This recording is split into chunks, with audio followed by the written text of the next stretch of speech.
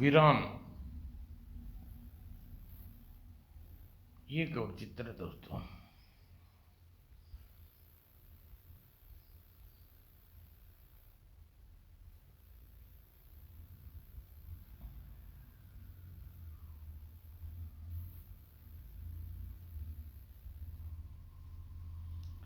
शहर के बाहर स्थित वीराने में।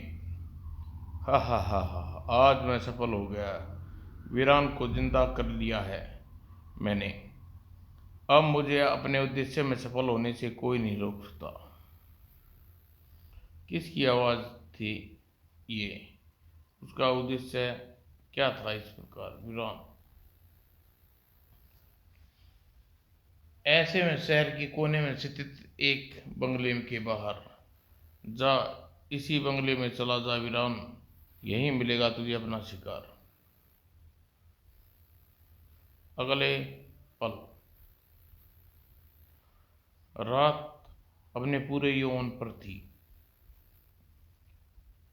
कुछ ऊपर पहुंचकर छिपकली अचानक गायब हो गई। उधर बंगले के अंदर मीना नामक एक मासूम बच्ची का बेडरूम। एक झटके में खुली मीना की आंखें। दूसरे क्षण बबुओं की बातें उछल कर खड़ी हो गई नन्ही मोना और बढ़ने लगी दरवाजे की तरफ।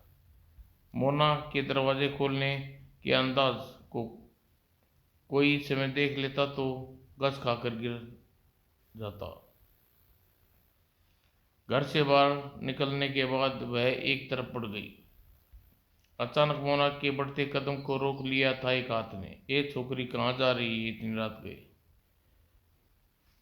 वह हाथ था गश्त लगाते चौकीदार का।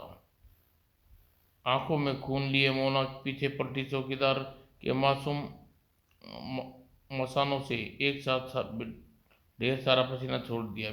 बिटिया, कौन हो तुम? कहाँ जा रही हो? आगे के शब्द उसके गले में घुटकर रह गए, क्योंकि मोना के हाथ एक झटके में पकड़ ली उसकी गर्दन, जिसमें फंसकर उसके गले से निकलने वाले बाकी शब्द आ जैसे हजारों मुर्दे एक साथ बोल उठे हों। ठीक वैसा ही स्वर निकला मोना के कंठ से। वीरान कहते हैं मुझे। वीरान से टकराने के साथ ही इस लीला समाप्त होगी चौकीदार की दीवार से। पर कच्चे उड़ गए उसके शरीर के मांस के लोथरे, बटकर रह गया उसका शरीर। मोना को इस बात का कोई सरोकार नहीं था। वह अपनी ही धुन में बढ़ी जा रही थी आगे। और कुछ देर बाद शहर के बीच स्थित एक शानदार इमारत के बाहर। हाँ वीरान, हाँ, सही जगह पहुंचा है तू। तू जाकर अपना काम कर, अपना काम। तुरंत ही हवा में लहराया मोना का शरीर और ऊंची दीवार पार करने की दूसरी तरफ जा पहुंचा। और फिर अगली और फिर ठीक एक क्षण बाद किसी छिपकली की भांति दीवार पर रेंगते चली गई मोना। अपने कैबिन में बैठा संतरी चौक उठा वह देखकर। आई, कहीं जागते सपना तो नहीं देख रहा मैं? कहीं वह लड़की चोर तो नहीं देखता हूँ?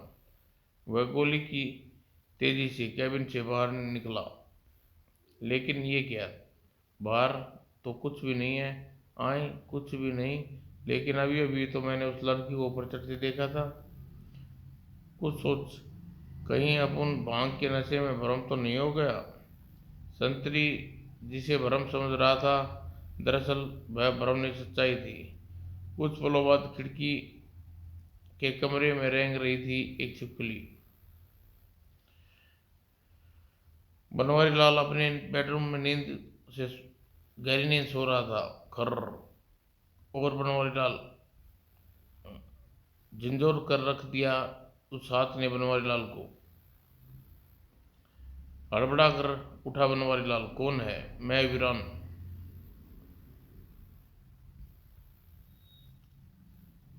आतंकी अतांगी ने भेजा है मुझे। अतांगी? क्या क्या लेने आई हो तुम यहाँ? क्यों भेजा आतंगी ने तुम्हें? भय से जुड़ी मरीज के भांति काँप उठा बनवारी लाल। मरने के लिए तैयार हो जा बनवारी लाल। और इससे पहले भय से दूना करती चली गई मोना के मुख से निकली एक खुंखार आवाज, तुझे मौत देने भेजा है अतांगी ने मुझे। अचानक अपने तकिए पर झपटा बनवारी लाल। तू तू मुझे नहीं मार सकता वीरान, और इससे पहले मैं तुझे खत्म कर दूंगा। तकिए के नीचे से रिवॉल्वर निकाल कर मोना की तरफ तान दी बनवारी लाल ने, लेकिन इससे पहले ही गोली चला पाता उपस्थित हुआ वहां सामने देख हैरत अंगेज दृश्य, तेरा सपना कभी पूरा नहीं होगा। अरे, क्योंकि उससे पहले ही मैं तुझे खत्म कर डालूंगा। हवा में लहराया छिपकली का शरीर और खचाक अगले ही पल आहा चला था वीरान को मारने, और फिर नीचे उतर गया वह वीरान अगले दिन। और वो व्यक्ति कौन था जो यही खोजना है इंस्पेक्टर रवि, तुम्हें इंस्पेक्टर रवि। और जैसे मैं तुम्हें बता चुका हूँ कि बनवारी लाल की कोठी की गार्ड का बयान कोई महत्व नहीं रखता, क्योंकि उसने भांग खाने का आदी है। ठीक है सर। इंस्पेक्टर रवि कमिश्नर को सल्यूट किया और उस कमरे से बाहर निकल गया।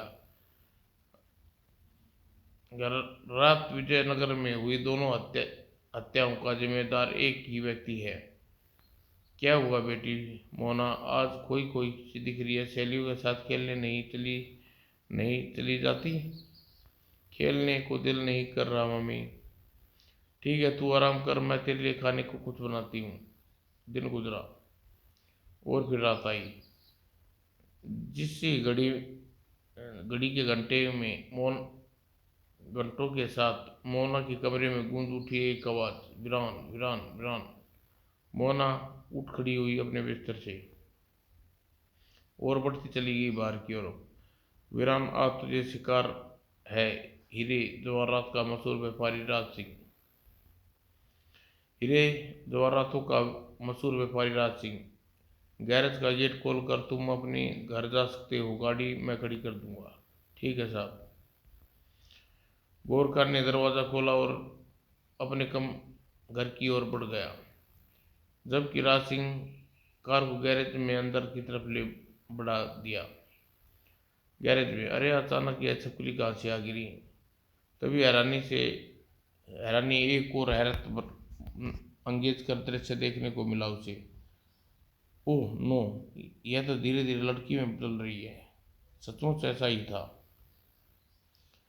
तभी अचानक छिपकली देखकर हैरान रह गया कि एक पल बाद छिपकली की जगह बोनट पर बैठी लड़की को देखकर कांप उठा राज सिंह।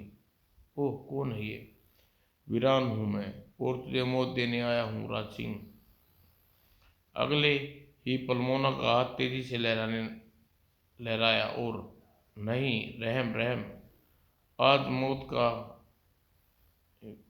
विभत्स दृश्य दिखाऊंगा तुझे। वीरान, रहम शब्दों का अर्थ नहीं जानता कमीने।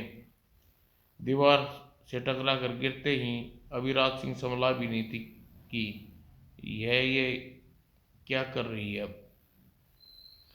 और राज सिंह के मस्तिष्क में घूम रहे थे अनेक कई प्रश्न, जिसका जवाब अगले ही पल उसे मिल गया। ए भगवान, कच आहा।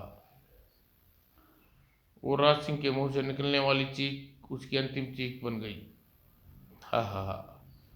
स्वामी अतांगी का यह काम भी खत्म हुआ। अगले दिन सुबह खून से सने पैरों के निशान, वो 10-12 साल के बच्चे के। इन निशानों को यहाँ होने का मतलब क्या हो सकता है? वह बाहर निकला।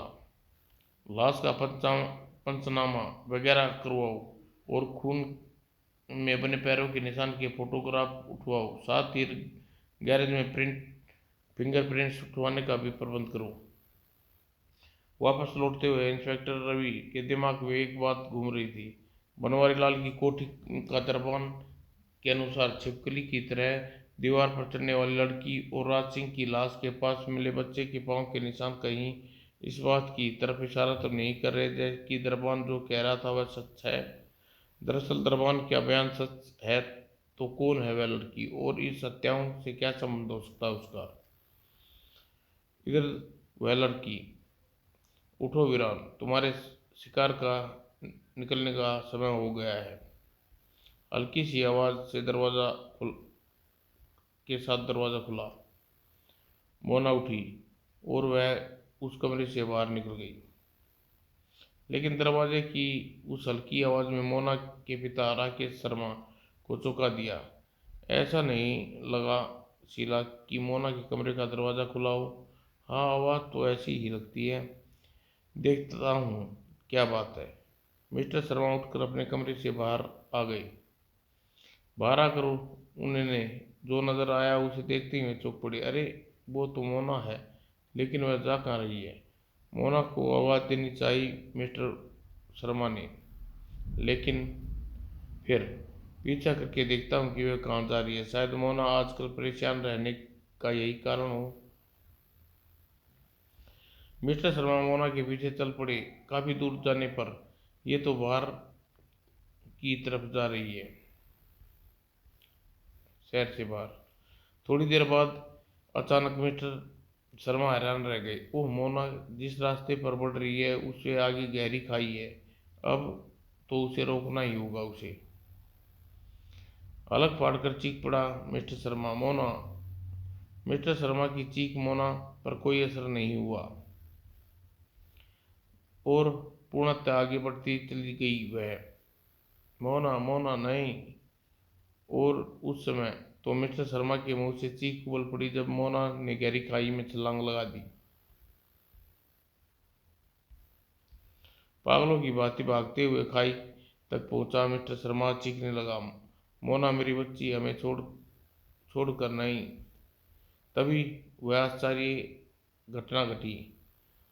उन दोनों हाथों ने उसकी आवाज को हलक में ही दबा कर रख दिया।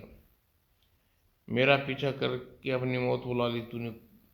और बहस की अधिकता से आंखें फटी जा रही थी शर्मा की मोना का यह रूप देखकर। और फिर जा, अब मर तू। मोना का हाथ गहरी खाई में उछाल दिया मिस्टर शर्मा के शरीर को। फिर मोना हवा में लहराती हुई खड़ी हुई।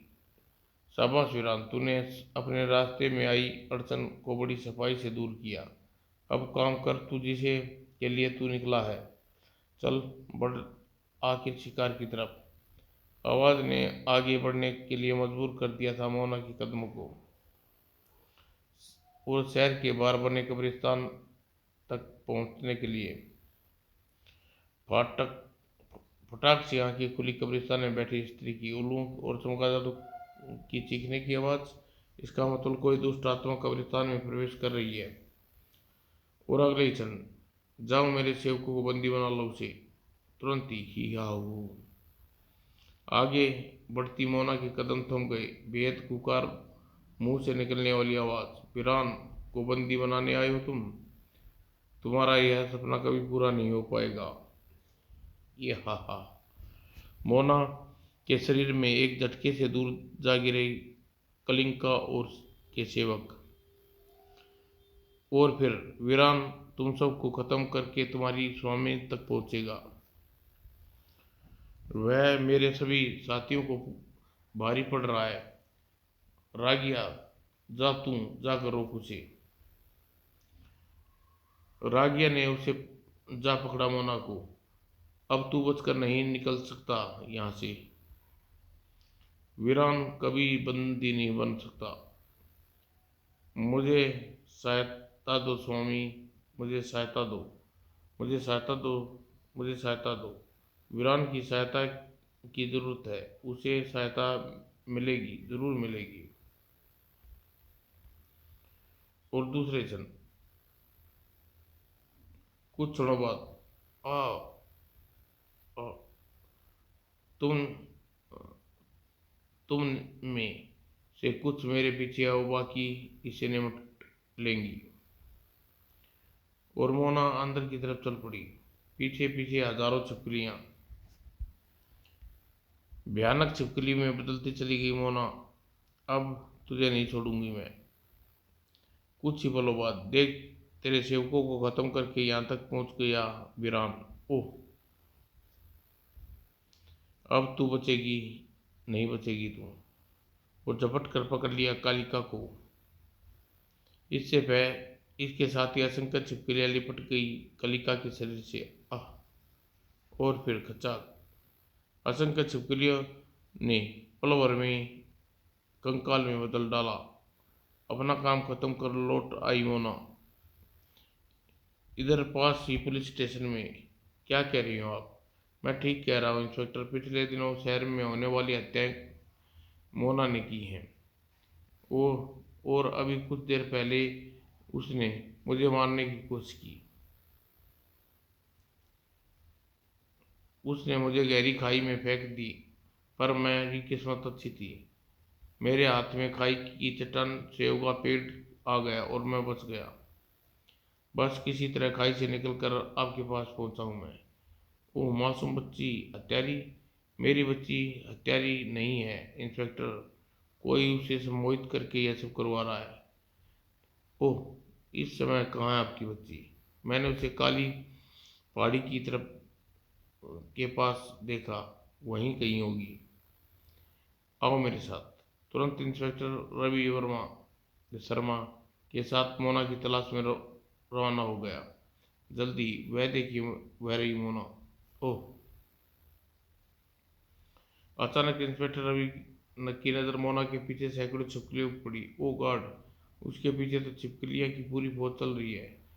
उसे रोको इंस्पेक्टर, वरना छिपकलियां वे उसे कुछ नहीं कहेंगी।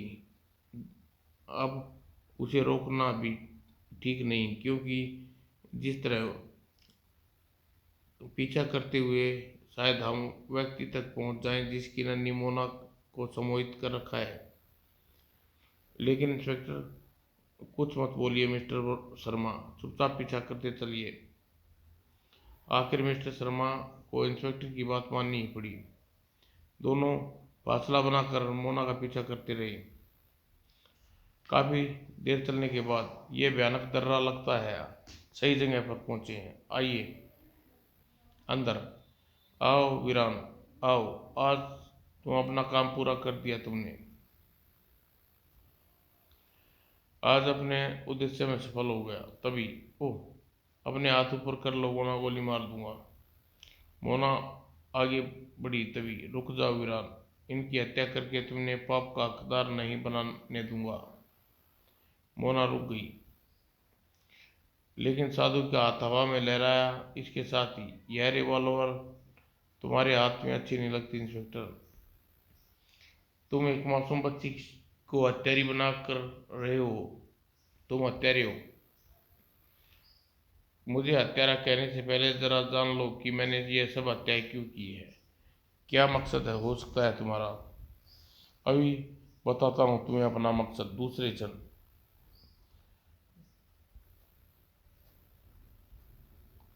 और परखचे उड़ गए। दीवार, एक तरफ दीवार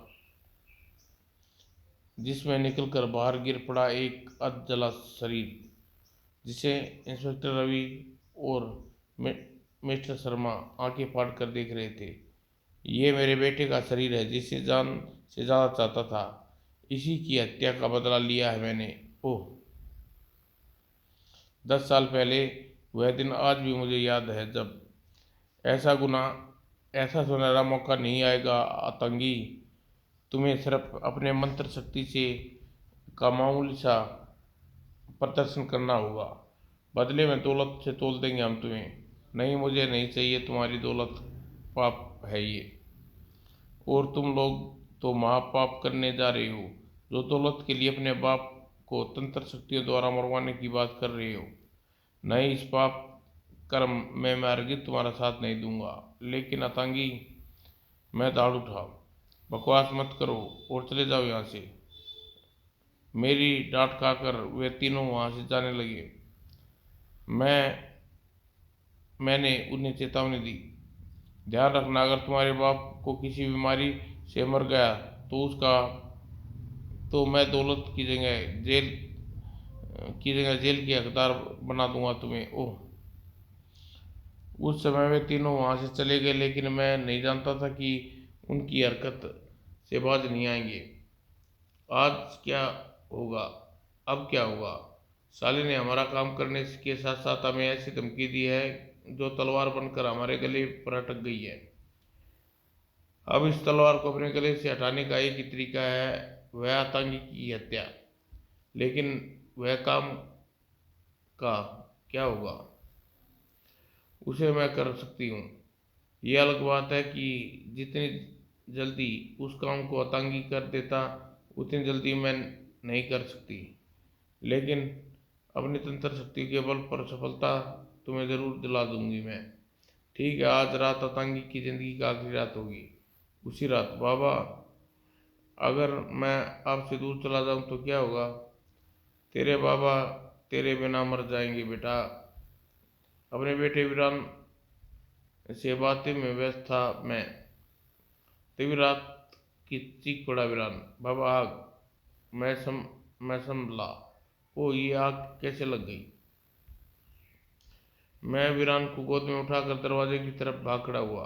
आग पड़ती बढ़ती जा रही थी बाहर। अरे, यह दरवाजा किसने बंद कर दिया बाहर से? अभी मैं हैरान था कि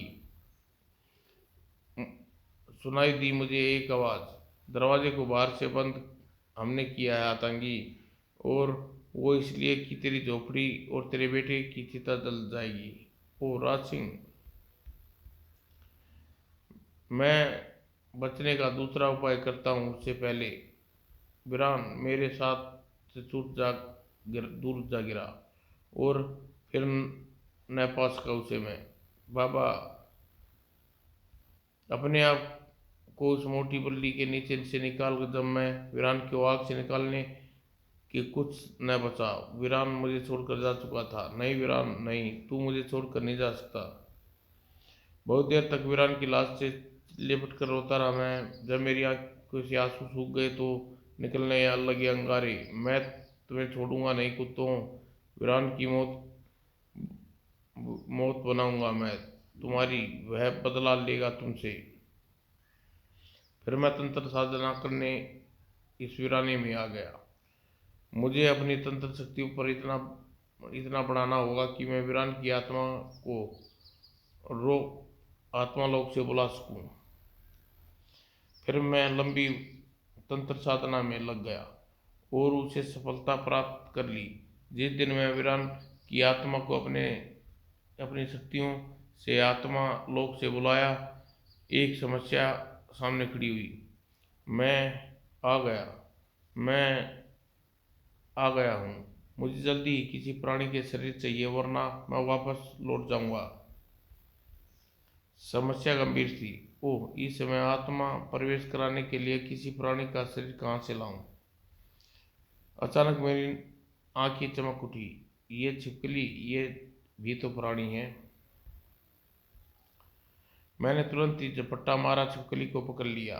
ची ची ची। आओ वीरान, इस छिपकली में घुस जाओ तुम। और वीरान की आत्मा छिपकली की में समा गई।